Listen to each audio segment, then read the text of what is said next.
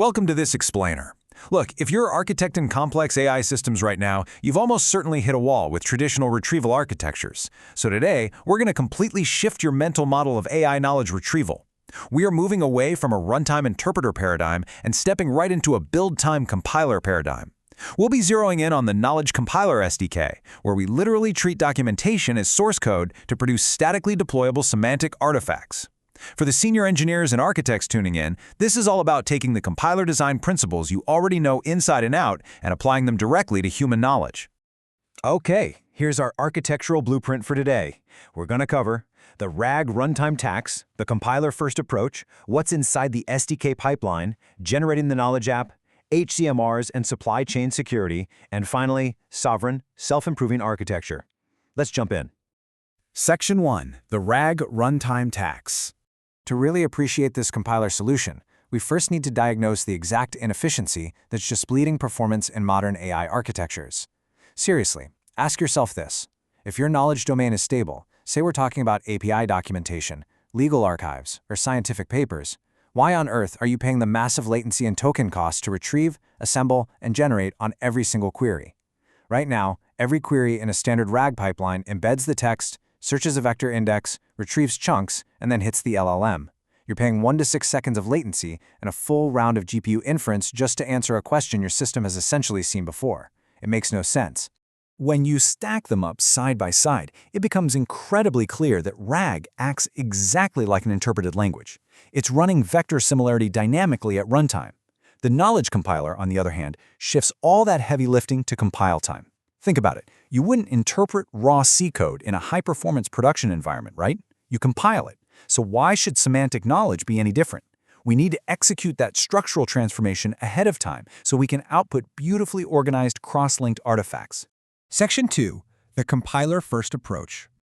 What's really fascinating here is how perfectly this maps to the computer science primitives you already live and breathe every day. Just like a software compiler transforms TypeScript into a portable WASM intermediate representation, the knowledge compiler transforms raw Markdown into structured, queryable knowledge artifacts. Lexical analysis? That becomes Markdown AST parsing. Dead code elimination? That turns into semantic clustering and SIMHASH deduplication. And the final executable isn't some binary file, it's a completely static Next.js application that you can just serve straight from a CDN. This brings us to a crucial point, and it's exactly what the project's repository states. This is infrastructure for knowledge. This is entirely independent of conversational agent loops. You are literally compiling Markdown into a rock-solid reasoning substrate that can be queried instantly. Section 3. Inside the SDK pipeline.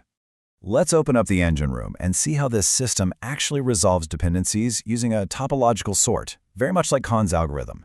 The compiler executes a series of deterministic, highly composable passes. For example, Pass 1 handles parsing, extracting the Markdown abstract syntax tree and front matter using pure Python. No AI model required for that step. But later stages, like Pass 3 for graph construction and Pass 7 for generation, that's where the really complex mapping happens. The absolute key takeaway here is that those subsequent model-driven passes strictly output validated JSON against predefined schemas. It is a highly structured, deterministic flow. So what exactly pops out of these passes? Each one emits inspectable, version-controlled, intermediate representations, or IRs. We're talking about typed entities, hierarchical ontologies, and incredibly rich reasoning artifacts like hypotheses and unresolved tensions. This is huge because it means that AI's reasoning isn't just hidden away in some ephemeral, private chain of thought inside a chat window. It is saved directly to disk as durable, auditable data. Section 4. Generating the knowledge app. Let's look at what happens when these intermediate representations are finally lowered into an executable format. To give you a real sense of scale here, in a live demo processing just 151 Markdown blog posts, the compiler deterministically generated exactly 1,289 co-occurrence edges linking 293 distinct entities. It built this massive, deeply interconnected semantic graph in seconds, completely automatically identifying 8 distinct thematic clusters. And this brilliantly highlights the ultimate payoff of this whole architecture. The output is a standard Next.js application that serves these compiled artifacts purely statically. The route handlers, they just read the compiled JSON IRs right from the data directory. That means absolutely zero database, zero backend infrastructure, and zero API costs when your users query the system. All of that expensive LLM inference was completely amortized at build time. Section 5. HCMRs and Supply Chain Security. Now, as we increasingly rely on automated AI agents and build pipelines to compile these complex systems for us, supply chain security goes from being a nice-to-have to an absolute existential necessity. If an AI is assembling our architecture, we absolutely cannot let these agents pull untrusted dependencies from out in the wild. They have to be constrained to what we call Human Certified Module Repositories, or HCMRs. These are highly curated repositories designed to ensure compositional safety. They provide explicit interface contracts, meaning the AI knows exactly what invariants must be maintained during compilation. Why are we so intense about this constraint? Well, just look at the catastrophic blast radius of historic incidents on this timeline. You've got SolarWinds in 2020, the Log4Shell vulnerability in 2021, and that incredibly sophisticated XCUtils backdoor in 2024. When you study these, you realize something profound. Local functional correctness is no longer enough. The integrity of the entire build pipeline and its dependencies is everything. One single compromised maintainer account can poison tens of thousands of downstream systems.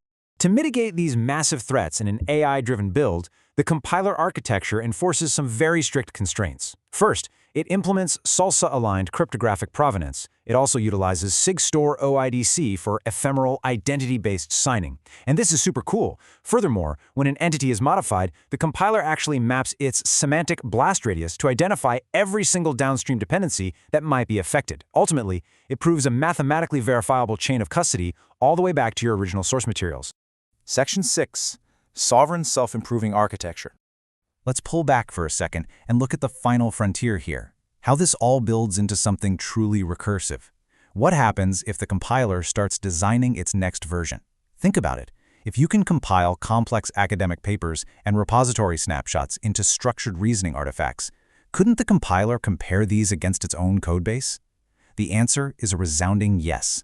It can actually generate concrete, traceable proposals for new optimization passes and validation constraints, effectively designing the successive iterations of its own architecture. By treating knowledge as a strictly compiled asset governed by totally secure provenance, we do way more than just eliminate that massive RAG runtime tax. We are literally birthing sovereign systems that are fully auditable, entirely portable, and capable of verifiable self-improvement. It really forces you to ask yourself, are you still just searching your data at runtime, or are you finally ready to compile it?